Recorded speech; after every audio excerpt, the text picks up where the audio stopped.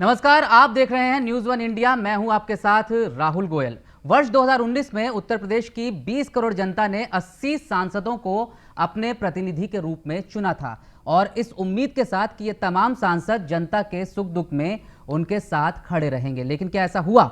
हालांकि भारत में नेताओं से ज्यादा उम्मीद है तो बेमानी, लेकिन फिर भी नेता को बार बार मौका देती है जनता और ये नेता चुनाव जीतते हैं, शपथ लेते हैं, संसद पहुंचते हैं और संसद की शपथ लेते वक्त कहते हैं, सांसद के तौर पर शपथ लेते वक्त कहते हैं कि मैं अपने कर्तव्यों का पूरी तरह से निर्वहन करूंगा और अपने क्षेत्र की जनता को कोई तकलीफ नहीं पहुंचने दूंगा। लेकिन क्या वाकई सांसद ऐसा कर पाते हैं? उत्तर प्रदेश में 80 सांसद जो है वो चुनकर जाते हैं देश की संसद में, लेकिन एक रिपोर्ट आज हम आपको दिखाएंगे जो आपको यह बताएगी कि इन 80 सांसदों में से 62 सांसद कोरोना काल के समय अपने क्षेत्रों में पहुंचे ही नहीं और अपने जो उनकी क्षेत्र की जनता थी उनके साथ किसी तरह का कोई राब्ता कायम ही नहीं किया। इनमें बड़े बड़े नाम हैं, इनमें मुलायम सिंह यादव का भी नाम है, इनमें हेमा मालिनी का भी नाम है, इनमें स्मृति ईरानी भी हैं, तो इसमें वरुण गांधी भी शामिल हैं। इसलिए मैं चाहता हूं कि आज इस बहस को शुरू करने से पहले सबसे पहले आपको सांसदों की वो शपथ में सुनाऊं जो वो लोकसभा में जब चुनाव जीतकर पहुंचते हैं और एक सांसद के तौर पर शपथ लेते हैं तो वो देश की जनता से, देश के संविधान से वादा क्या करते हैं। जब उखड़ रही थी जनता की सांस,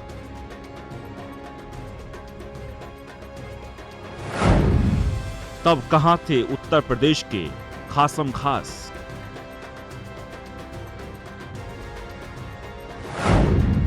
जब सांसद में होती है प्रदेश की जनता,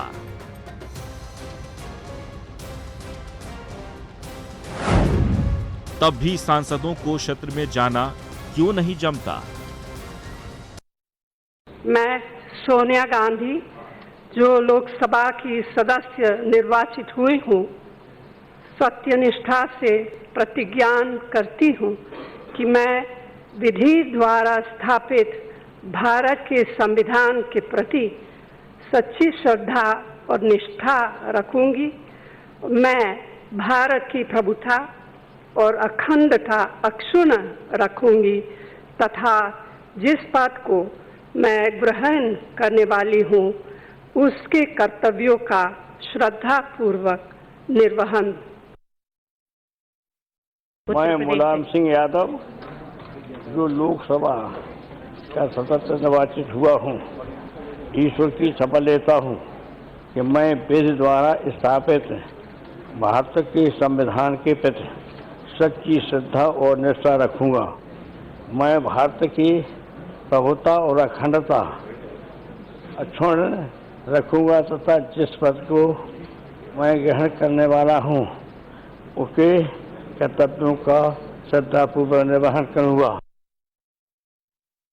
मैं हेमा मालिनी जो लोकसभा की सदस्य निर्वाचित हुई हूँ, ईश्वर की शपथ लेती हूँ कि मैं विधि द्वारा स्थापित भारत के संविधान के प्रति सच्ची श्रद्धा और निष्ठा रखूंगी। मैं भारत की प्रभुता और अखंडता अक्षुण्ण रखूंगी तथा जिस पद को मैं ग्रहण करने वाली हूँ उसके कर्तव्यों का श्रद्धापूर्वक निर्वहन करूंगी। मैं हेमा।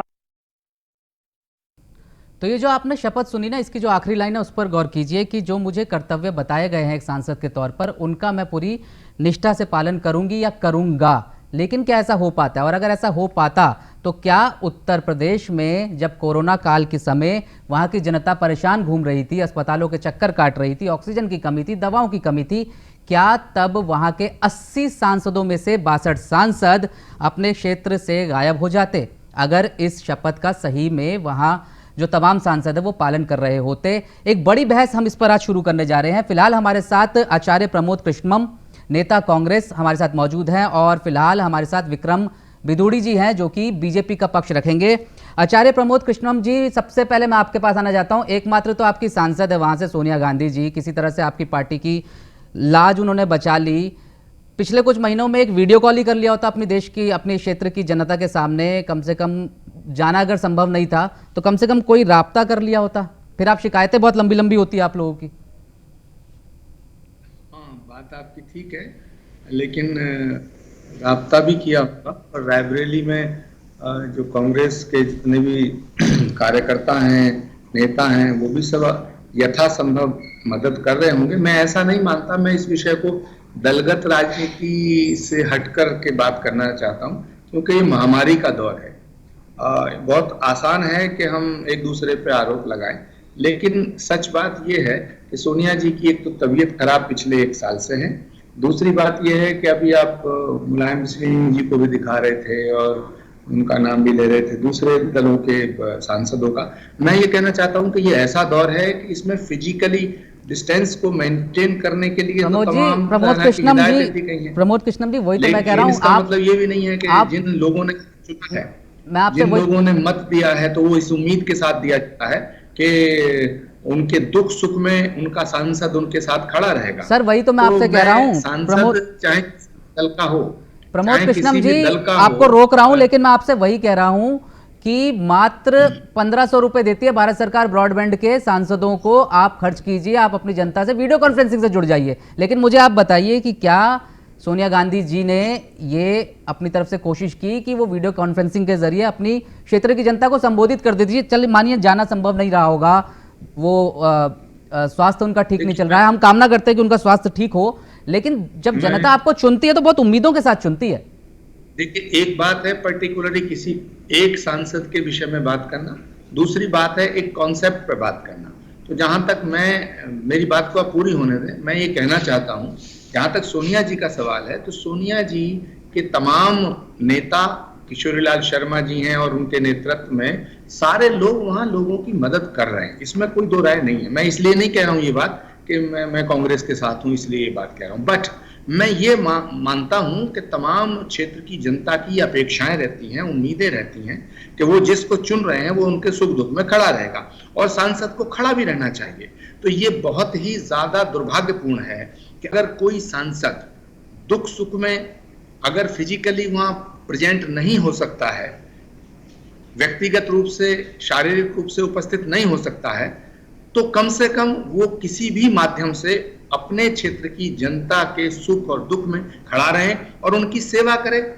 अगर उसको बेड की जरूरत है तो बेड दिलवाए, हॉस्पिटल में दवाइयों की जरूरत है दवाई दिलवाए, ऑक्सीजन की जरूरत है। लेकिन ऐसा देखने को नहीं मिला है। आप खुद कह रहे हैं कि उत्तर प्रदेश में 60 से ज्यादा ऐसे सांसद हैं जिन्होंने कोई राब्ता कायम नहीं किया है, जिन्होंने कोई संबंध स्थापित नहीं किया है, संपर्क स्थापित नहीं किया है। ये इस देश के लोकतंत्र के लिए, इस देश की जनता के लिए और कम से कम खास तौर से उत्तर प्रदेश की जहां तक आप बात करें, ये बहुत ही दुर्भाग्यपूर्ण है, दुखद है। सारी पार्टियों के सांसदों को ये अपने इस शपथ की और संकल्प की लाज रखने के लिए कम से कम आप ये मान तो रहे हैं कि ये करना चाहिए सांसदों को, और शायद कर नहीं पा रहे, या जिस तरह से जिस शिद्दत से करना चाहिए था वो करने में नाकाम रहे। यूपी के 80 सांसदों में से 62 सांसद, देश का सबसे बड़ा सूबा जहां से सबसे ज्यादा सांसद चुनकर देश की संसद में पहुंचते हैं, और कहते हैं दिल्ली की सत्ता का रास्ता उत्तर प्रदेश से होकर जाता है। 14 में से 9 प्रधानमंत्री इस प्रदेश ने देश को दिए, लेकिन उसके बावजूद जब इस प्रदेश की जनता पर बात आती है, संकट आता है, तो यहाँ के 70-80% सांसद जो है वो गायब हो जाते हैं। हमारे साथ विक्रम बिदुड़ी जी भी हैं। देखिए विक्रम जी, अब आचार्य प्रमोद कृष्णम कहेंगे कि भाई दलगत राजनीति से ऊपर बात करनी चाहिए, तो चलिए आज मैंने पूरी बहस को इसी पर केंद्रित रखा है कि सियासत के हमाम में ना सब एक जैसे हो गए हैं। तो आपकी पार्टी की भी बहुत लंबी चौड़ी लिस्ट जो है वो इस वक्त मेरे पास है, भास्कर.com पे ये पूरी लिस्ट प्रकाशित हुई है। इसके अलावा बहुत सारे आंकड़े जो है, कच्चा चिट्ठा जो है वो मेरे पास है। हेमा मालिनी जी की मैं बात करूं तो 28 मार्च को आखिरी बार अपने संसदीय क्षेत्र मथुरा में वो दिखाई दी थी। उसके बाद उन्होंने क्षेत्र को क्या दिया, 7 ऑक्सीजन एनहेंसर दिए, और उसके बाद बहुत मुश्किल से जो है एक वीडियो कॉल के जरिए अपने क्षेत्र की जनता को संबोधित किया। आपको लगता है कि इतना काफी होता है? आपको ध्यान में हो कि देश के प्रधानमंत्री माननीय नरेंद्र मोदी जी जो पूरे देश के साथ साथ उन्होंने अपने लोकसभा क्षेत्र वाराणसी के सभी जिला अधिकारियों के साथ अपने क्षेत्र के लोगों की चिंता की, और कहीं ना कहीं उन्होंने पूरा का पूरा ध्यान अपने वाराणसी लोकसभा क्षेत्र के लोगों के स्वास्थ्य को लेकर के। और उत्तर प्रदेश की जहां बात कर रहे हैं, उत्तर प्रदेश अकेला ऐसा राज्य है जिसके प्रयास को जिसके विक्रम जी, मैं आपसे हेमा मालिनी के बारे में सवाल कर रहा हूं। आप मुझे प्रधानमंत्री मोदी के कामकाज का ब्यौरा दे रहे हैं। वो तो पूरे देश की जनता जानती है उन्होंने क्या क्या किया, उनका ब्यौरा भी मेरे पास है, उन्होंने बहुत कुछ किया। लेकिन मैं आपसे कह रहा हूं हेमा मालिनी जी कहां थी, मैं आपसे कह रहा हूं वरुण गांधी कहां थे, मैं आपसे पूछ रहा हूं कि डॉक्टर सत्यपाल सिंह कहां थे। आप मुझे प्रधानमंत्री मोदी के काम गिना रहे हैं। वो तो पूरी देश की जनता जानती है, उन्होंने काम किया तभी तो उनको चुन करके दोबारा भेजा। लेकिन मैं आपसे पूछ रहा हूं, हेमा मालिनी जी मथुरा में 28 मार्च तक दिखाई देती है, अप्रैल के पहले हफ्ते से कोरोना जो है वो विकराल रूप ले लेता है, उसके बाद वो वहां पर दिखाई नहीं देती और मात्र 7 ऑक्सीजन एनहेंसर देकर के खाना पूर्ति हो जाती है। वरुण गांधी भी ऐसा ही करते हैं, ठीक है। 18 मई को जो है वो अब आखिरी बार दिखाई दी है। उसके अलावा आपके डॉक्टर सत्यपाल सिंह की आप बात कर लीजिए, क्षेत्र को कुछ नहीं दिया। तो मैं आपसे जानना चाह रहा हूं कि भाई टीम में जो है वो 11 खिलाड़ी होते हैं, प्रधानमंत्री मोदी अकेले हर बार मैच नहीं जिता सकते। आपको लगता नहीं है कि बाकी खिलाड़ियों को अपना प्रदर्शन सुधारना चाहिए?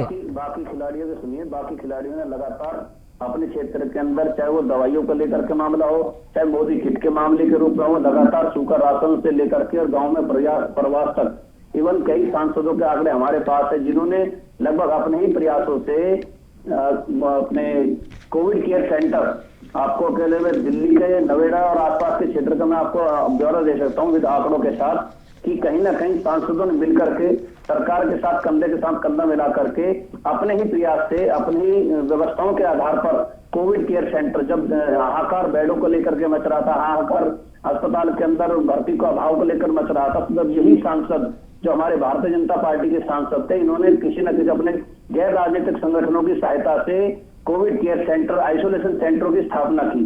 तो ये सब भी जानकारी मुझे लगता है आपके पास। विक्रम जी, मैं कह रहा हूं आंकड़े आप, अगर मेरी जानकारी में कमी है, थोड़े आंकड़े आप दे दीजिए। ऐसा कुछ नहीं है, सहयोग करके चलते हैं, थोड़े आंकड़े आप दे दीजिए। मैंने तो बहुत सारे आंकड़े जमा किए, मेरे पास पूरी कच्चा चिट्ठा जो है वो मौजूद है। आप बताइए, संत कबीर नगर से प्रवीण निषाद जो है वो जीत तो गए पार्टी बदलने के बाद, सांसद बन गए, फिर वहां की जनता ने उनके लापता होने के पोस्टर क्यों लगाए? देखिए, ये जो पोस्टर इस प्रकार के लगते हैं, सभी जानते हैं कि ऐसी आपदा में भी अपने राजनीतिक अवसरों की तलाश करने वाले लोग क्षेत्र के अंदर बहुत रहते हैं और कहीं ना कहीं वो उनको दिखाई नहीं देते जिन पर राजनीतिक चश्मा चढ़ा होता है। वो पंपलेट का उपयोग करते हैं, पोस्टर का उपयोग करते हैं और कहीं ना कहीं, जैसे आपने भी मेरे से पूर्व में कहा कि उत्तर प्रदेश के अंदर जिस प्रकार से कुछ विपक्षी दल है जो वहां पर अपनी राजनीतिक रोटी तलाशने के चक्कर में हर संभव प्रयत्न कर रहे हैं। सर, विपक्ष की राजनीति से बाहर निकलिए, कृपया करके बाहर निकलिए विपक्ष की राजनीति से। मैं जानता हूं विपक्ष राजनीति करता है, विपक्ष का काम ही राजनीति करना होता है, लेकिन आपके सांसद जो चुनकर आए हैं, आपको 80 में से 62 सीटें प्रदेश की जनता ने दिला दी। प्रधानमंत्री खुद उत्तर प्रदेश से चुनकर आते हैं और आप कह रहे हैं विपक्षी पार्टी राजनीतियां करती है। विपक्षी पार्टी का तो सर्वाइवल ही इस बात पर निर्भर करता है कि वो राजनीति करे। हमारे साथ अनुराग भदौरिया भी मौजूद है, समाजवादी पार्टी का पक्ष रखने के लिए प्रवक्ता है। अनुराग जी, स्थिति तो आपकी पार्टी में भी अच्छी नहीं है, आप लोग मात्र 5 सांसद भेज पाए किसी तरह से महागठबंधन के सहारे। उसके बाद भी देखा जाए तो आपके बहुत सारे सांसद जो है वो इस घड़ी में वहां दिखाई नहीं दिए, साथ खड़े नहीं हुए। खुद अध्यक्ष जी जो रहे हैं आपके समाजवादी पार्टी के, मुलायम सिंह यादव जी, उनकी भी हालांकि तबियत खराब रही है पीछे। लेकिन आप देखिए ना, 19 अप्रैल 2019 को आखिरी बार जो है वो मैनपुरी गए थे। तो आपको नहीं लगता है कि राब्ता किसी और तरीके से भी किया जा सकता है और अपनी जनता का दर्द जो है वो कम से कम समझा जा सकता है, पूछा जा सकता है, हालचाल लिया जा सकता है? मुझे लगता है कि आपको थोड़ा रिसर्च ठीक से करना चाहिए थे, आपकी रिसर्च में थोड़ी कमी रह गई है। अगर आप गए होते मैनपुरी तो आप सैफई मैनपुरी के पास नहीं आता है, एकदम सैफई मैनपुरी में ही समझ लीजिए आप। और सैफई गांव में तेज प्रताप जी 24 घंटे रहते हैं, 24 घंटे मतलब आप समझ सकते होंगे। इसके पहले सांसद वही थे, 24 घंटे गांव में रहते हैं और पूरा का पूरा परिवार नेताजी का गांव में रहता है। और आप तो धर्मेंद्र यादव जी चूंकि सांसद बदायूं से हैं, आप तो बदायूं में सांसद भी नहीं इस समय, फिर भी 1 करोड़ रुपए खर्च करके वहां पे ऑक्सीजन प्लांट लगवाया है हॉस्पिटल में। वहां जो सिटिंग मेंबर ऑफ पार्लियामेंट उन्होंने तो नहीं लगवाया, लेकिन उन्होंने उसके बावजूद भी लगाया, क्योंकि वो अभी हारे हुए सांसद हैं। हम समाजवादी लोग हारने के बाद भी अनुराग जी सफाई और अनुराग जी, उत्तर प्रदेश बहुत बड़ा, सुनो दोनों बात सुनो जी, सुनने दीजिए ना, दोनों बात जी, आप बात पूरी कीजिए। जो कॉन्स्टिट्यूंसी की बात है, नेताजी की कॉन्स्टिट्यूंसी की बात है, नेताजी की तबीयत खराब रहती है, लेकिन उसके बावजूद भी वहां पे तेज प्रताप जी उनके प्रतिनिधि के रूप में 24/7 आप जाओगे सैफई, किसी समय भी गाड़ी लेके चले जाइए, आपको पूरा परिवार मिल जाएगा वहां जनता की सेवा करते हुए। इसलिए रिसर्च थोड़ा ठीक रखिए। दूसरी बात, हमारे सारे संसद की बात कर लीजिए तो मैं आपको बता दूंगा। अनुराग जी, सैफई और मैनपुरी से आगे भी उत्तर प्रदेश है। समाजवाद उससे भी, समाजवाद की जरूरत पूरे देश को रही है। सैफई और मैनपुरी तक समाजवाद सिमटा नहीं रह सकता।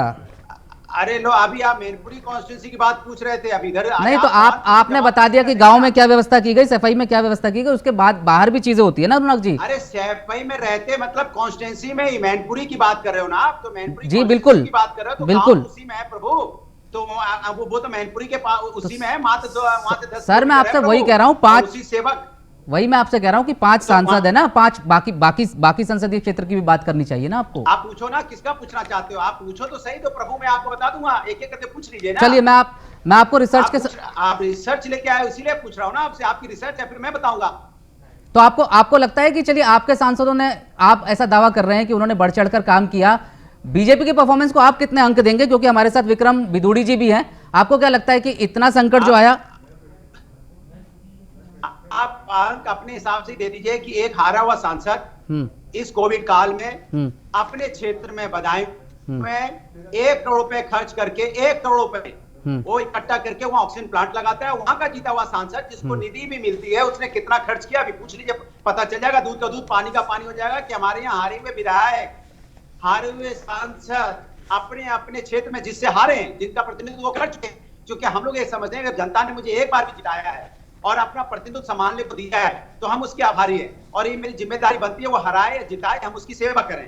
हमारे यहाँ पे सभी लोग इसी तरह से कार्य करते हैं, चाहे समाजवादी पार्टी के राष्ट्रीय अध्यक्ष जी हो, वो आजमगढ़ से जीते हैं, 24/7 अपने आजमगढ़ के वहां समस्या के लिए एक एक सेकंड एक एक कार्यकर्ता उनको मोबाइल पे बात कर सकता है, और आप इस बात पे जानते हो मोबाइल पे रहते, मोबाइल पे मिलते हैं। ये भी चलिए बहुत बढ़िया बात है। नेता सुनिए तो राष्ट्रीय अध्यक्ष होने के नाते एक पार्टी के राष्ट्रीय अध्यक्ष है और मोबाइल पे अवेलेबल है। यहाँ पे हम देखिए हमारे महाराज जी बैठे हुए हैं, प्रमुख आचार्य जी बैठे, मैं इनका सम्मान करता हूँ, इनसे पूछ लीजिए, इनके पास भी नंबर होगा और ये भी बात कर लेते होंगे, मैसेज दे देते होंगे। चलिए मैं यही तो कह रहा हूँ, यही अनुराग जी मैं यही तो कह रहा हूँ, बहुत अच्छी बात है, एक नेता का कर्तव्य ही है। ऐसे हैं देश के अंदर में, सुनिए पहले नेता देश के अंदर में समाजवादी पार्टी के राष्ट्रीय अध्यक्ष जी ऐसे हैं जिनसे आप संपर्क कर सकते हो, आम कार्यकर्ता भी संपर्क करके अपनी समस्या का समाधान लेता है, लेकिन भारतीय जनता पार्टी के नेताओं का आलम यह है, मोबाइल तो छोड़िए वो कहां रहते हैं यही नहीं पता चलता है। जिनका नाम दे रहे थे मथुरा से जीती है, ये जो बैठे हैं प्रवक्ता है, आप इनसे पूछ लीजिए, नंबर तो छोड़ो, इनके पास उनका लैंडलाइन नंबर भी नहीं होगा कि लैंडलाइन नंबर भी मिल जाए, पूछ लें कहां रहती है, किधर है, कब आती है, कब जाती है, उनकी भी छोड़ दीजिए। उत्तर प्रदेश के लखनऊ से राजनाथ सिंह जी जीतते हैं, अब राजनाथ सिंह जी कितना यहाँ दिखाई देते हैं ये आप अच्छी तरह जानते हैं क्योंकि ये राजधानी है, इसीलिए मैं कह रहा हूं इनके यहाँ जो सांसद जीते हुए हैं, जो जिनका आप नाम ले रहे हो, कहीं कहीं खोजे नहीं मिलते हैं। ये सिर्फ सोचते हैं कि हम सेवा भाव से नहीं जीतते हैं, हम जाति धर्म की राजनीति करते हैं, इनको जनता की सेवा नहीं करनी है। जिस दिन के अंदर चलिए विक्रम जी ठीक है आप बहुत बढ़िया बात है, नहीं विक्रम जी, अनुराग जी बहुत बढ़िया बात आपने कही, नेता का काम ही होता है और इसमें कोई मतलब इसको कोई बढ़ चढ़कर हम बताएं वो अलग बात है, लेकिन हर एक नेता का काम यह है कि वो अपने देश की, अपने क्षेत्र की जनता से जुड़े, उनके सुख दुख में काम आए और उनके जो अधूरे काम है उनको पूरा करें। लेकिन बिदूड़ी जी, आपके सबसे ज्यादा सांसद आपकी पार्टी के उत्तर प्रदेश से चुने हुए, और बहुत सारे नाम जो है वो इसमें ऐसे हैं जो अपने क्षेत्रों में गए नहीं या फिर सिर्फ रस्म अदायगी के लिए कुछ कर दिया, जैसे हेमा मालिनी जी का नाम अभी ले रहे हैं। ये सब बेबुनियाद और निराधार बातें हैं, और लगातार हमारी पार्टी के सभी सांसद देश के सबसे प्रभावशाली, गांधी जी का नहीं पता होगा कहाँ रहते हैं, मेनका गांधी जी का नहीं पता होगा कहाँ रहते हैं, उनका नंबर तक भी लैंडलाइन भी नहीं होगा इनके पास। और सिर्फ देश की एजेंसियां नहीं, WHO वर्ल्ड की सबसे अच्छी स्वास्थ्य सुविधाओं को लेकर के एजेंसी है, जिसने उत्तर प्रदेश की व्यवस्थाओं को नंबर 1 बताया। सर आपने पढ़ा है WHO? सर आपने WHO को पढ़ा है जो उसने कहा था? बिल्कुल आपके पास लिखा हुआ है वो? बिल्कुल है मेरे पास, आपको दे देंगे। नहीं मैं ये कह रहा हूँ, खुद को WHO ने कहा, विक्रम बिदूड़ी जी, खुद को हार पहनाना बहुत अच्छी बात है। विक्रम बिदूड़ी जी, खुद को हार पहनाना बहुत अच्छी बात है, अपने कामों की तारीफ करनी चाहिए। उत्तर प्रदेश की सरकार ऐसी है जो नंबर 1 स्थिति में कोरोना काल से संघर्ष में रही है। अभी ये जो हमारे मित्र बैठे थे समाजवादी पार्टी से, ये उत्तर प्रदेश के अंदर समाजवादी पार्टी की सरकारें रही हैं, इनके सांसद रहे हैं, लेकिन आज वही एटा मैनपुरी सफाई सबसे ज्यादा बीमार है। आज विक्रम जी अगर ये रिपोर्ट ठीक है ना, विक्रम जी सुनिए मेरी बात, अगर रिपोर्ट ठीक है ना तो 12 अप्रैल 2021 को आखिरी बार मेनका गांधी जो है वो अपने संसदीय क्षेत्र में गई थी, और आज आप तारीख देख लीजिए कितने हो गए और आप उसके हिसाब से बात करिए। कि कब जा रहे, क्या जा रहे, कैसे जा रहे। लेकिन आप ये देखो ना, वहां उन लोगों को किसी न किसी प्रकार की दिक्कत नहीं होने दी उन्होंने। हर डिस्ट्रिक्ट के दौरान आप देख लीजिए ना, पूज्य योगी आदित्यनाथ जी ने लगातार हर डिस्ट्रिक्ट के अंदर स्वयं प्रवास कर। सर मैं आपसे वही तो कह रहा हूँ, टीम 11 खिलाड़ियों से बनती है, अकेले योगी जी और मोदी जी क्या क्या कर लेंगे। खैर, आचार्य प्रमोद कृष्णम जी, आपसे मैं जानना चाहता हूं, आप बहुत लंबे समय से राजनीति में हैं, देश के सांसदों को इतने इतने भत्ते मिलते हैं। मैं चाहता हूं कि मेरे जो साथी हैं वो जरा वो भत्तों की लिस्ट जो है वो चलाएं। 16 रुपए प्रति किलोमीटर आपको आने जाने का खर्च मिलता है अगर आप 300 किलोमीटर तक जा रहे हैं। 34 जो है वो हवाई यात्रा की आपको एक तरफ की टिकट मिलती है, रेल के पास मिलते हैं फर्स्ट क्लास में सफर करने के लिए। फिर सांसद जो है, नेता जो है वो इतनी दूरी बनाकर रखते क्यों हैं? संसद में जो है स्टैंडिंग कमेटी की जो 244 सदस्य है उसमें से 95 कभी पहुंचते ही नहीं है। ठीक है, लोगों का जो है वो अटेंडेंस का रेट इतना कम है सांसदों का। जब सेशन चल रहा होता है तो वो संसद नहीं जाना चाहते, जब सेशन नहीं होता है तो अपने क्षेत्र में नहीं जाना चाहते। तो फिर देश की जनता चुनकर भेजती क्यों है नेताओं को? देखिए राहुल, ये विषय बहुत ही गंभीर है और संजीदा है और राष्ट्र के भविष्य से जुड़ा है, देश की जनता के सुख और दुख से जुड़ा है। इसलिए मुझे थोड़ा सा वक्त दीजिएगा। मैं एक सवाल करना चाहता हूं भारतीय जनता पार्टी के प्रवक्ता का। सवाल ये है कि भाई पेंडेमिक में आप फिजिकली कहीं नहीं जा सकते हैं तो ठीक है, मान लिया, लेकिन उस जनता के सुख दुख के लिए इनके किसी भी सांसद ने, उत्तर प्रदेश में इनकी सरकार है, देश में इनकी सरकार है, इन 60-65 सांसदों में एक सांसद मुझे बताओ जिसने इस पिछले 6 महीने में, जब से पहला लॉकडाउन खत्म हुआ और आज तक जो महामारी और हाहाकार मचा, तो क्या ये अंधे थे, इन्हें दिखाई नहीं दे रहा था कि ये स्थिति होने वाली है? पहली बात। दूसरी बात, क्या इन्होंने संसद में किसी ने भी चिट्ठी लिख के कहा कि हमारे जिले में या हमारी लोकसभा क्षेत्र में हॉस्पिटल नहीं है, बना दिया जाए, या हॉस्पिटल है तो बेड बढ़ा दिए जाए, अगर वहां हॉस्पिटल और बेड भी है और स्टाफ नहीं है वो बढ़ा दिया जाए? ये किसी ने नहीं किया, नंबर 1। नंबर 2, इन्होंने किसी ने भी चीफ मिनिस्टर को और अपने होम मिनिस्टर को या प्राइम मिनिस्टर को या हेल्थ मिनिस्टर को ये कभी संपर्क किया कि इनकी लोकसभा के अंदर जो ये दुर्दशा हुई है? आपने लखनऊ की बात की, वहां के सांसद रक्षा मंत्री हैं, मैं भी चुनाव लड़ा हूं वहां से। देश का रक्षा मंत्री महीनों गायब, महीनों गायब। आचार्य प्रमोद कृष्णम जी, मैं आपको रोक रहा हूं, आप चुनाव हार गए। मुझे बोलने दो, मुझे बोलने क्यों नहीं देते आप? नहीं, मैं आपको सवाल कर रहा हूं। चलिए आप अपनी बात, मेरी बात को सुनिए ना, आप अपनी बात, आपसे बहस करने थोड़ी बैठा हूं मैं। चलिए आप अपनी बात, मैं तो इनसे बात कर रहा हूं, आप अपनी मेरा बात सवाल इनसे है। और भारतीय जनता पार्टी की प्रॉब्लम क्या है, इनके सब नेताओं की प्रॉब्लम क्या है? जानते हो राहुल जी क्या है? आप तो बड़ी गंभीरता से विषय को उठा रहे हैं, लेकिन इनकी प्रॉब्लम क्या है कि ये जैसे कितने आंख के अंधे नाम नैन्सू, अगर इनसे कहो क्या, नहीं, इनसे अगर कहो कि हॉस्पिटल में दवाई नहीं है तो क्या कहेंगे? WHO ने तारीफ की है। इनसे कहो लोग सिसक के मर रहे हैं, लोग मर रहे हैं तड़प तड़प के, ये कहेंगे साहब मोदी जी ने हमारा ये कर दिया, योगी जी ने ये कर दिया। अरे WHO की जो बात करते हो आप, क्या ये बताओ? दूसरा एक इन्होंने बड़ा अच्छा जुमला ले लिया है कि विपक्ष जो है आपदा में अवसर ढूंढ रहा है। मतलब ग्राउंड रियलिटी पे लोग मर नहीं रहे हैं, विपक्ष कह रहा है कि लोग मर रहे हैं। आचार्य जी, मैं आपको सिर्फ इसलिए रोक रहा हूं, लाशों को नोच रहे हैं, क्या ये भी आपदा में अवसर है? चलिए मैं इस पर बिल्कुल बात करूंगा। बन गया है, आचार्य जी, ये आपदा में अवसर है। शर्म नहीं आती बीजेपी के नेताओं को बोलते हुए? कृष्णम जी, मैं माफी चाहूंगा आपसे, मैं मुंह से बात करते हैं आचार्य जी, तुम्हें ये मैं इस पर दोनों माएं बहनें नहीं दिख रही है? किस तरह का मंजर इस देश ने देखा है? उत्तर प्रदेश के अलावा किसी भी राज्य के अंदर मौतें हुई हैं, लेकिन चील कौओं द्वारा लाशों को नोचते हुए ये बर्बादी और बेरहम, इतना क्रूर मंजर हमारी आंखों ने नहीं देखा। चलिए आचार्य प्रमोद कृष्णम जी, मैं आपकी बात मैंने पूरी रखी, आपकी बात पूरा आपको मौका दिया है, लेकिन मुझे यहाँ पर एक छोटा सा ब्रेक लेना है। मैं आपको टोक नहीं रहा था, मैं दरअसल आपको ये बताने की कोशिश कर रहा था कि ब्रेक का वक्त हो गया है। एक मैं छोटा सा ब्रेक ले रहा हूँ। ब्रेक के बाद जब हम वापस आएंगे तो ये समझने की कोशिश करेंगे कि जब सांसदों को इतना बढ़ चढ़कर भत्ता मिलता है, तमाम सुविधाएं मिलती है, तो उनको आखिर अपने क्षेत्र की जनता के पास जाने में दिक्कत क्या होती है, और अगर वो अपने क्षेत्र की जनता के पास जाना ही नहीं चाहते या उनका मन नहीं करता तो फिर वो चुनकर आते क्यों है और देश की जनता उनको चुनकर बेचती क्यों है। बहस इस बात पे कर रहे थे कि जब कोरोना काल में उत्तर प्रदेश की जनता फंसी तो कहां थे 80 वो लोग जो देश के सांसद हैं, जिनको उत्तर प्रदेश के लोगों ने चुनकर भेजा, उत्तर प्रदेश के 20 करोड़ लोगों ने जिनको अपना प्रतिनिधि चुना। इस वक्त हमारे साथ विक्रम बिदूड़ी जी हैं बीजेपी का पक्ष रखने के लिए, और अनुराग भदौरिया जी हमारे साथ मौजूद है। आचार्य प्रमोद कृष्णम से हमारा संपर्क शायद अभी टूट गया है, हम एक बार फिर से उनके पास भी जाने की कोशिश करेंगे। लेकिन विक्रम बिदूड़ी जी, मेरा सवाल आपसे यह है कि आप लोग बार बार एक ही बात कहते हैं कि योगी आदित्यनाथ जी ने ऐसा किया, बहुत बढ़िया बात है, करना भी चाहिए और वो कर भी रहे हैं, वाकई दिख रहा है। प्रधानमंत्री मोदी ने तमाम तैयारियां की, उन्होंने, आप प्रधानमंत्री मोदी का ट्रैक रिकॉर्ड देख लीजिए, उन्होंने वाराणसी के लोगों से किस तरह से अपना जो है लगातार संपर्क साधे रखा, लगातार उनसे बात की, तमाम योजनाएं वहां पर लागू की और इस दौरान भी वो लगातार वहां के लोगों के साथ बने रहे। लेकिन मैं आपसे ये पूछ रहा हूँ कि सिर्फ विराट कोहली और शिखर धवन ही खेलते रहेंगे तो बाकी के जो 9 खिलाड़ी हैं वो करेंगे क्या? एक बात हम सबको जरूर समझनी चाहिए कि जब सरकारी जो व्यवस्थाएं, निगम का काम अलग होता है, राज्य की सरकारों का अलग काम होता है, विधायकों का काम अलग होता है और सांसदों के हिस्से में जो काम आता है वो अलग होता है। लगातार जो अब यहाँ पर हमको एक बात जरूर समझनी चाहिए कि राज्यों के अंदर जो स्वास्थ्य, शिक्षा की जो मूलभूत सुविधाएं हैं, जो वहाँ की स्थानीय सरकारें देती है, जनता लोगों को सुविधाएं देती है, तो वहाँ की राज्य सरकारें देती है।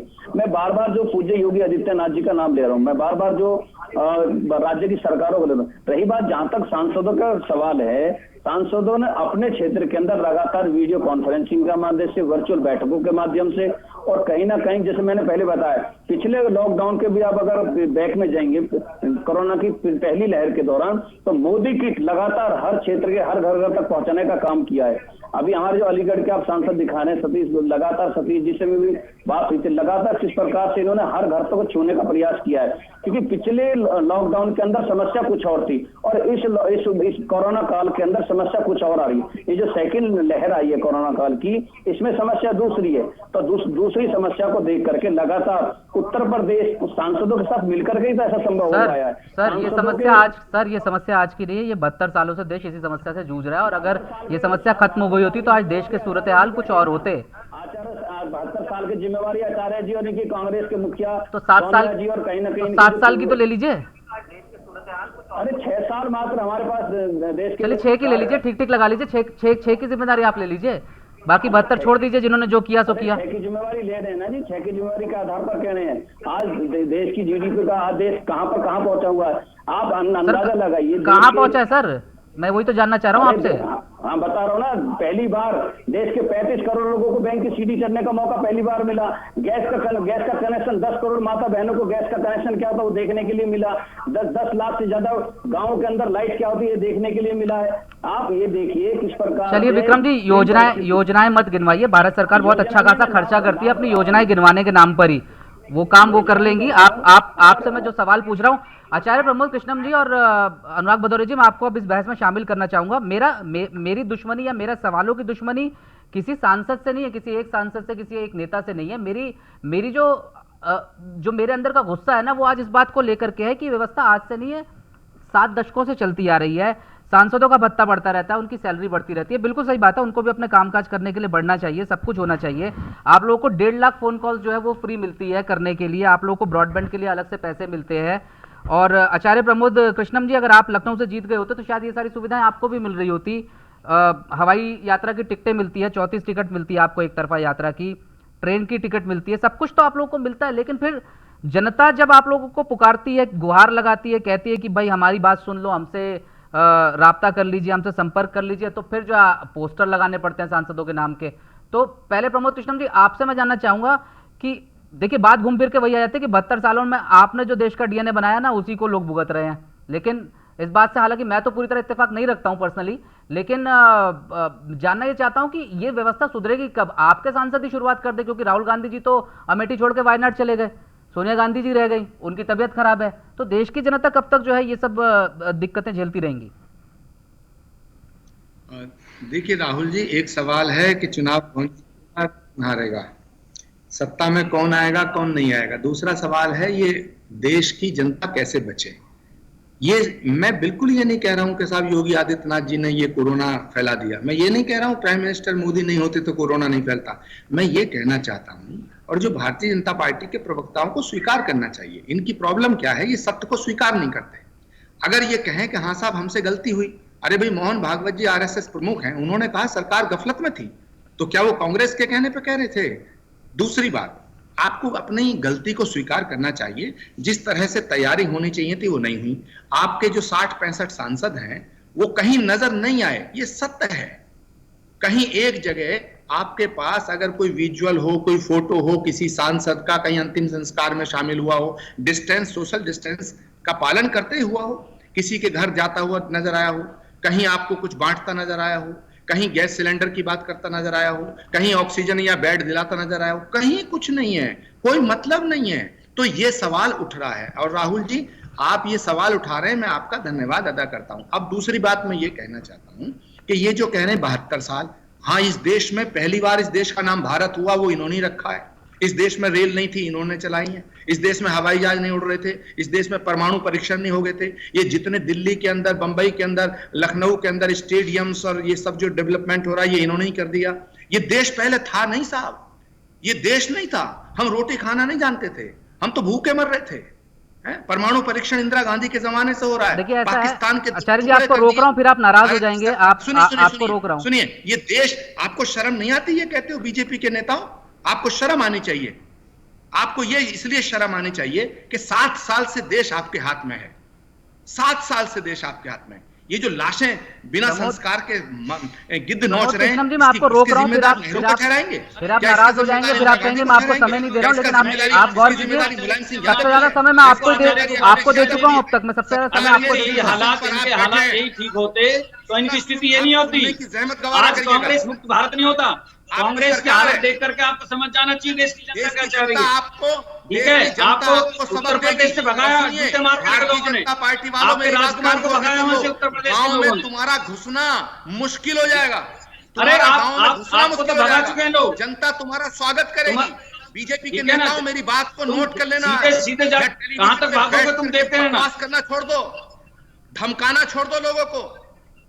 तुम गांव में जब घुसोगे तुम्हें तुम्हारे कर्मों की सजा मिल रही है। कोई धमका नहीं रहा, कोई भगा नहीं रहा है। घुस नहीं ये तुम अपने कर्मों की सजा भुगत रहे हो जो देश के साथ तुम लोगों ने किया है। देश का बंटाधार जो किया, देश का बेड़ा गर्क तुम लोगों ने किया है। गिद्ध नोच रहे लाशों करने की राजनीति करके तुम लोगों ने देश का जो बेड़ा गर्क किया उसका खामियाजा तुम लोग भुगत रहे हो। अनुराग जी इस बहस में मैं चाहता हूं कि आप भी शामिल हो जाएं जब बहस हो ही रही है, क्योंकि इस देश ने सपने ही दिखाए। कांग्रेस ने भी इस देश को सपने दिखाए, बीजेपी ने भी इस देश को सपने दिखाए, और समाजवाद का सपना तो इस देश में देश के सबसे पुराने और सबसे सुनहरे सपनों में से एक रहा है। मेरा सवाल फिर वहीं पर आता है घूम फिर के कि सांसद किसी भी पार्टी के हो, किसी भी राजनीति से ताल्लुक रखते हो, किसी भी राजनीतिक विचारधारा के हो, लेकिन जब जरूरत पड़ती है तो होता क्या है आखिर सांसदों को? देखिए मैं तो एक बात कहना चाहूंगा प्रमोद जी थोड़ा सबको मौका देना। प्रमोद जी मैं जानता हूं बहुत गुस्सा है प्रमोद जी। आचार्य जी मैं जानता हूं बहुत गुस्से में आप अपनी बात कर रहे हैं, लेकिन इस गुस्से को अगर आपने ना सुनिए आचार्य प्रमोद कृष्णम जी, अगर इस गुस्से का इस्तेमाल आपकी पार्टी ने 2019 के चुनाव में कर लिया होता तो आज स्थिति ये नहीं होती कि सिर्फ प्रतिनिधित्व करने के लिए पूरे प्रदेश का एकमात्र सोनिया गांधी जी होती। आपका ये गुस्सा जो था ना, आपकी पार्टी का, आपके नेताओं का ये गुस्सा, ये पहले बाहर आ जाना चाहिए था। राहुल गांधी को वायनाड से टिकट लेकर के चुनाव लड़ने की जरूरत नहीं पड़ती। 2 सीटों से जाकर चुनाव लड़ना आप पड़ा पंडित नेहरू की है, जो सरकार चलाता है उसकी जिम्मेदारी होती है और जिम्मेदारी लेनी पड़ेगी। अरे पंडित नेहरू ने कैसा, लेकिन आचार्य प्रमोद कृष्णम जी, दुर्भाग्य इस देश का ये है कि सरकार को क्या गलत कर रही है, क्या सही कर रही है, ये बताने के लिए विपक्ष की जरूरत पड़ती है। और विपक्ष जो है वो मैं कहूंगा आईसीयू में भी नहीं है। बड़ी गलती सरकार क्या कर रही है? सरकार का सबसे बड़ा गुनाह क्या है? सरकार सत्य को स्वीकार नहीं कर रही है, सत्य पे पर्दा डालने की कोशिश कर रही है, सत्य पे पर्दा डालने की। चलिए आचार्य जी मैं आपको रोक रहा हूँ। सबका अपना सर सुनिए, सच सबका अपना अपना होता है, सबका सच अपना अपना होता है। 2014 से पहले आप लोगों का सच कुछ और था, 2014 के बाद बीजेपी का सच कुछ और है। लेकिन अनुराग भदौरिया जी, इस बहस को आप लगातार सुन रहे हैं। मैं फिर कह रहा हूं कि मैं राजनीति की बात नहीं कर रहा हूं, राजनीतिक विचारधारा की बात नहीं कर रहा हूं। मैं सिर्फ इतना जानना चाहता हूं कि इस देश में आजादी के बाद से लेकर अब तक, जब पहला आम चुनाव इस देश में हुआ 1952 में, तब मात्र 4-4.5 लाख लोगों का प्रतिनिधित्व एक सांसद को करना पड़ता था। आज यही औसत बढ़ के 25 लाख हो चुका है। लेकिन जो तौर तरीके हैं उनमें गिरावट आई है। जब जिम्मेदारियां बढ़ जानी चाहिए थी सांसदों की, तब देखा जा रहा है कि उन्होंने और ज्यादा जनता से दूरी बना ली है। आपको नहीं लगता है कि जो समाजवाद का सही सपना था वो इसी आधार पर पूरा हो सकता है कि देश का एक एक नेता जो है वो अपने क्षेत्र की एक एक जनता के साथ संपर्क स्थापित रखे? देखिए, जब से भारतीय जनता पार्टी की सरकार इस देश में आई है, देश को सिर्फ जुमलेबाजी मिली है। जुमलेबाजी मतलब समझते हो? जैसे एक नया नाम दिया जाएगा, नया भारत, डिजिटल भारत, आत्मनिर्भर भारत, अभी एक नया है जहां बीमारी वहां उपचार। लेकिन भैया इसमें से एक भी बताइए जो कारगर हुआ हो। नया भारत क्या यही था जिस तरह से आपने देखा कि नदियों में लाशें तैरती नजर आएंगी, उनको जानवर नोचेंगे? ये नया भारत का सपना तो हम लोगों ने नहीं देखा था, ना किसी ने देखा था। ऐसा नया भारत किसी को चाहिए भी नहीं था। जो नया भारत आपने दिखा दिया कि ऑक्सीजन के लिए माँ अपनी बेटियां माँ को मुंह में लगा के ऑक्सीजन दे रही होंगी। एक पत्नी सरेआम पति को मुंह में मुंह लगा के ऑक्सीजन देने की कोशिश कर रही होगी, बचाने की कोशिश कर रही होगी। ये नया भारत का सपना तो नहीं देखा था कि बिना ऑक्सीजन के हमारे यहाँ के लोग तड़प तड़प के मर जाएंगे, रोड पे मरेंगे, गाड़ियों में मरेंगे, हॉस्पिटल में जगह नहीं मिलेगी। ये नया भारत की सपना तो किसी ने भी नहीं देखा था। अगर बीजेपी का नया भारत है तो हमें ऐसा नया भारत नहीं चाहिए। एक दिया था उन्होंने डिजिटल भारत। अब डिजिटल भारत की हालत ये है कि इन्होंने डिजिटल भारत का नाम देके उसका मतलब क्या था वो भारतीय जनता पार्टी से पूछ लो तो नहीं बता पाई अभी तक। डिजिटल भारत का मतलब क्या था? एक था आपदा में अवसर भी खोज रहे थे। बताइए ये आपदा। चलिए, डिजिटल भारत की बात हो रही थी और नेटवर्क जो है वो थोड़ा सा गड़बड़ा गया है। विक्रम, डिजिटल भारत में नेटवर्क नाम की चीज थी, डिजिटल नाम से तो डिजिटल कर दिया, लेकिन डिजिटल से कोई लेना देना नहीं है। कहाँ डिजिटल है? अगर ये कहते कोरोना आने की वजह से अनुराग जी देखिए, लेकिन एक तथ्य आपको भी समझना पड़ेगा। ऐसा नहीं है कि आप तस्वीर का एक ही पहलू देखते रहे। ये ठीक है, सरकार काम करती है, उसके काम में कुछ कमियां रह जाती है, कुछ चीजें अच्छी होती है, आप अपनी बात रख रहे हैं। लेकिन मैं ये कह रहा हूं कि हम अपने गिरेबान में झांकना कब सीखेंगे? हम जहां से भी ताल्लुक रखते हैं, मैं वही तो कह रहा हूँ भाई, सरकार अपना पहलू बताए। कौन सा पहलू है? सर आप अपना बता दीजिए ना सर। सरकार अपना पहलू बताए, इसलिए तो मैंने सर इसलिए तो विक्रम बिदुड़ी जी को बिठाया है सर। उनका पहलू हमारा पहलू तो जो हमारी सरकार थी 2012 से 17 के बीच में, हमारा पहलू तो है ना सामने। जो हॉस्पिटल हमने बनाए तो वही हॉस्पिटल तो आज कोविड के नाम पे है, वहां पे इलाज हो रहा है। इन्होंने हॉस्पिटल कौन सा बनाया उत्तर प्रदेश में, ये बता दें। इन्होंने कौन सी ऐसी हेल्थ व्यवस्था करी, ये बता दें। ये लंबी लंबी बातें करते थे, तो जो हम लोग काम करके गए थे उसी काम का इन्होंने नाम नंबर बदल के अपने काम से किया। क्या इन्होंने किया? अगर इन्होंने जरा सा भी साल भर पहले यहाँ पे कोरोना आया था, अगर इतने स्मार्ट होते और बाकी उत्तर प्रदेश की और जनता की मदद करना चाहते तो ऑक्सीजन प्लांट लगा लेते ना। तो ऑक्सीजन प्लांट लगाया नहीं। लहर आई, जैसे पहली लहर आई, पहली लहर आके चली गई, तुरंत मुख्यमंत्री जी निकल पड़े, उनके चापलूस उनके साथ आ गए, अधिकारी की नजरों से देखने लगे कि देखिए आपने कितना बढ़िया ऐतिहासिक काबू पा लिया। तुरंत वहां ऑक्सफोर्ड यूनिवर्सिटी का अवार्ड, तमाम कुछ मैगजीन का अवार्ड उनको मिल गया। बोला आपने ऐतिहासिक काबू पाया। ये बताना भूल गए, लहर आई थी, लहर चली गई, फिर दूसरी लहर आई। दूसरी लहर में लोग बिना ऑक्सीजन, बिना बेड के, बिना वेंटिलेटर के, बिना एम्बुलेंस के मर गए। मरने के बाद फिर हेलीकॉप्टर लेके निकले, बोले देखिए महाराज, दूसरी लहर आपके निकलते ही दूसरी लहर कमजोर पड़ने लग गई। अरे भैया, लहर आती है, लहर जाती है, हमारे अपने सब मर गए और आप लहर में आप फिर यहाँ पे आंकड़ों से कलाबाजी। वो लहर यहाँ गांव में पहुंचा दिया आपने, और गांव में लोगों की मौतें हो रही है। सुनिए, गांव में लोगों की मौतें, एक सेकंड, गांव में लोगों की मौतें हो रही हैं लगातार। वहाँ दवा नहीं है, वहाँ कोई व्यवस्था नहीं है। फिर जाते हैं हेलीकॉप्टर से, हवा से चलते हैं, हवाई बातें होती हैं, हवा में समस्या का समाधान होता है, फिर हवा में उड़ जाते हैं, फिर सारी बातें हवाई हो जाती हैं, फिर उच्च न्यायालय को करना पड़ता है। सब राम भरोसे है, गांव में कस्बों में सब हवाई चल रहा है, मतलब जमीन पे कुछ नहीं है। सारा दिन आप ही बताइए, ऐसे दौरा करने से अगर समस्या का समाधान होने लगे तो सब आदमी दौड़ जाए, समस्या का समाधान हो जाए। समस्या का समाधान होता है आप जब जाते हैं और जाके बैठते हैं, काम करते हैं। उत्तर प्रदेश के अंदर स्वास्थ्य सुविधाओं पर खर्च करते, जब तो आपका सफाई महोत्सव होते थे, अरबों खरबों रुपए सरकार का बर्बाद होता था, तब आपको ध्यान में नहीं था। आज उत्तर प्रदेश वास्तव में खड़ा हुआ है, अपराधियों का समूह, अपराधियों का गैंग उत्तर प्रदेश के अंदर था। आप लोगों के कारण उत्तर प्रदेश गुंडा तंत्र बना था, इसी समाजवादी पार्टियों के कारण। तुष्टीकरण की राजनीति को पैदा किया नहीं समाजवादी पार्टियों के कारण। किस प्रकार से वहां तुष्टीकरण की राजनीति को लेकर के इन्होंने वहां उत्तर प्रदेश के अंदर बढ़ावा दिया। क्या हालत थी? उत्तर प्रदेश खाली स्वास्थ्य से बीमार नहीं था, उत्तर प्रदेश सामाजिक रूप से बीमार था, उत्तर प्रदेश धार्मिक रूप से बीमार कर दिए इन लोगों ने। और ये बात कर रहे हैं यहाँ पर, आज जिस एफआईआर जिस एटा मैनपुरी की बात कर रहे हैं, देश के मुख्यमंत्री पूज्य योगी आदित्यनाथ जी को उसी एफआईआर एटा के अंदर प्रवास करना पड़ा। अगर इन्हीं के सांसद वहां प्रवास करते तो आज उनके पहल नहीं करनी पड़ती। दौरिया जी इतना लंबा चौड़ा भाषण दे रहे हैं, आप 5 साल सरकार रही थी, इन्हीं अखिलेश मियां की। विक्रम जी, अनुराग जी एक एक करके अपनी बात, अनुराग जी सबको मौका देने के लिए डिबेट को आधे घंटे से बढ़ाकर 1 घंटे किया गया है। आराम आराम से अपनी बात रख लीजिए, सबको बात समझ आनी चाहिए। लेकिन जिस निष्कर्ष पे हम पहुंचने की कोशिश कर रहे हैं ना, वो अभी तक दूर दूर तक दिखाई नहीं दे रहा है।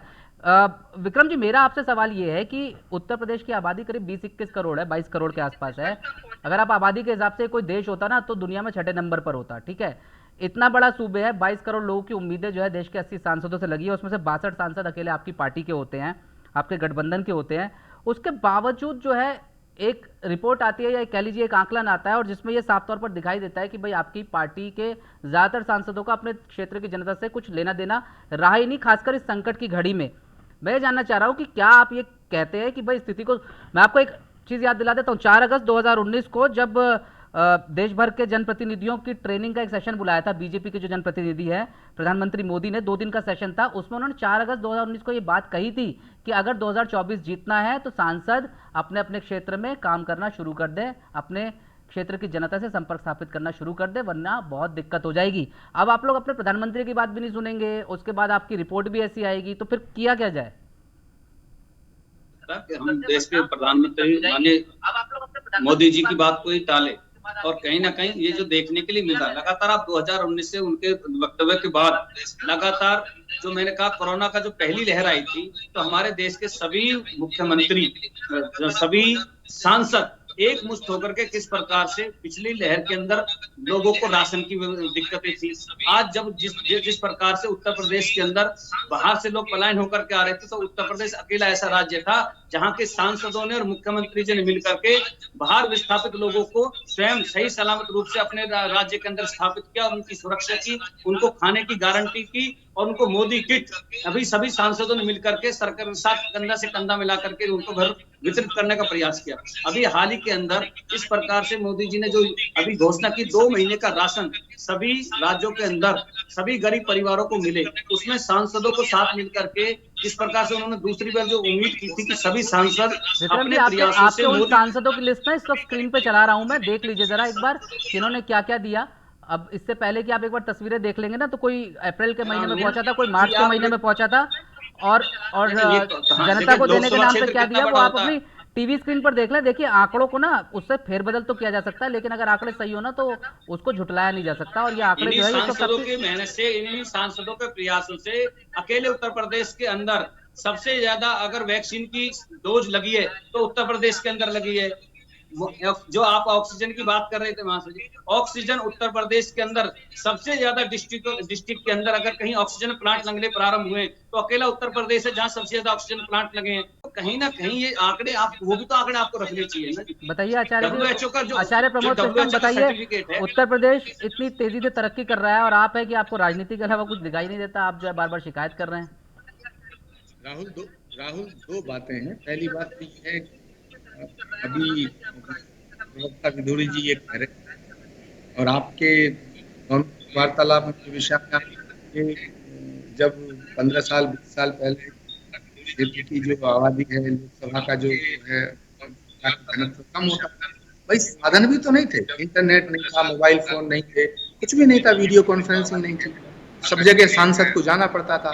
गाड़ी होती थी एक एम्बेसडर, उसमें भी धक्के लग के स्टार्ट होती थी सांसदों की गाड़ी। लेकिन अब तो आपके पास जेट हैं, अब तो आप अडानी अंबानी और सब आपके इशारों पे नाचते हैं, तो दुनिया भर के साधन है, तो क्यों नहीं सांसद अपने क्षेत्र को कवर कर सकता। और अगर मान लीजिएगा यही समस्या है तो भाई सांसदों की संख्या बढ़ा दीजिएगा। दूसरा सवाल ये है, मैं इसको कांग्रेस, समाजवादी और भाजपा के बीच में ये लड़ाई तू मैं नहीं करना चाहता। भाजपा के भी कितने साथी हमारे बेचारे विधायक चले गए कोरोना से, 3-3 4-4 मिनिस्टर चले गए। आपके मिनिस्टर है एक बालियान, संजीव बालियान, उनके दोनों भाई की डेथ हो गई कोरोना से। जो लोग मरे हैं उनके घर जाके देखो भाई, ये घुस पे लीपने वाली बातें छोड़ो। योगी जी ने ये कर दिया, मोदी जी ने ये कर दिया, जैसे शुरू करते हो ना, गणपति की वंदना होती है, गणेश वंदना जो होती है सबसे पहले, ऐसी मोदी जी की। आचार्य प्रमोद कृष्णन जी, दिक्कत यह है कि वंदना वाली बात आप मत छेड़िए, वंदना वाली आप बात मत छेड़िए, क्योंकि इस देश की राजनीति में एक परिवार का क्या रोल रहा है कांग्रेस की राजनीति में, तो वंदना वाली बात अभी नहीं छेड़े तो बहुत बेहतर रहेगा, ठीक है। मैं आपसे ये कह रहा हूँ कि आप कह रहे हैं कि अब जेट्स आ गए हैं, प्राइवेट प्लेन्स आ गए हैं, सब कुछ आ गया है। हम आपको आपकी गद्दी थोड़ी छीन रहे हैं। अभी आपने एक बहुत बड़ा गलत सेंटेंस यूज किया कि राहुल जी आप कह रहे थे कि प्रधानमंत्री जी ने कहा कि सांसद अपने क्षेत्रों में काम करो, नहीं हम चुनाव नहीं जीत पाएंगे 24 का। अरे चुनाव भाड़ में गया भाई, आप देश की जनता की सेवा करो। देश की जनता आपके घरों में अगर मातम है तो तुम ये तमाशे मत करो, आप उनके पास जाओ, लेकिन दर्द थोड़ा सा बांटो। आचार्य जी मैं आपको रोक रहा हूं। देखिए आप सिंहासन पे बैठे हैं आप उनकी बदौलत। आज उनके घरों में लोग मर रहे हैं, बच्चे तड़प रहे हैं। कितने घर हैं जिनके माँ बाप मर गए, बालक यतीम हो गए।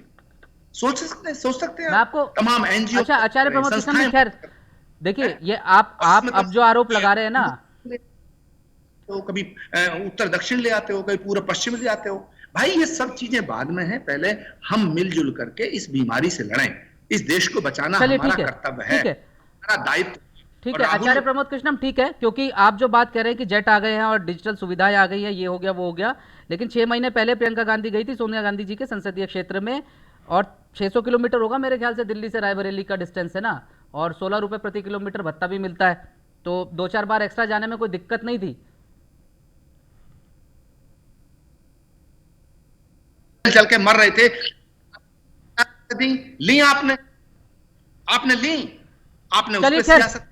खैर आज हम एक बड़ा सवाल आपके सामने लेकर के आए थे कि देश को सबसे ज्यादा सांसद देने वाला राज्य उत्तर प्रदेश कब तक अपने सांसदों की जो है वो गैर जिम्मेदारी को झेलता रहेगा, कब तक इतने बड़े सूबे के सांसद जो है वो अपने प्रदेश की जनता से दूरी बनाए रखेंगे। और जो हमने डाटा आपके सामने पेश किया, जो आंकड़े और जो रिपोर्ट हमने आपको दिखाई, वो भी इस बात की तस्दीक करती है कि स्थिति जो है वो बहुत अच्छी है नहीं। दावे चाहे कुछ भी किया जाए, सबने अपना अपना पक्ष रखा। आप सभी मेहमानों का बहुत बहुत शुक्रिया अपनी बात कहने के लिए। तो इस बहस में सिर्फ इतना ही, लेकिन कल हम फिर आएंगे किसी नई बहस के साथ, किसी नए मुद्दे के साथ। तब तक के लिए नमस्कार।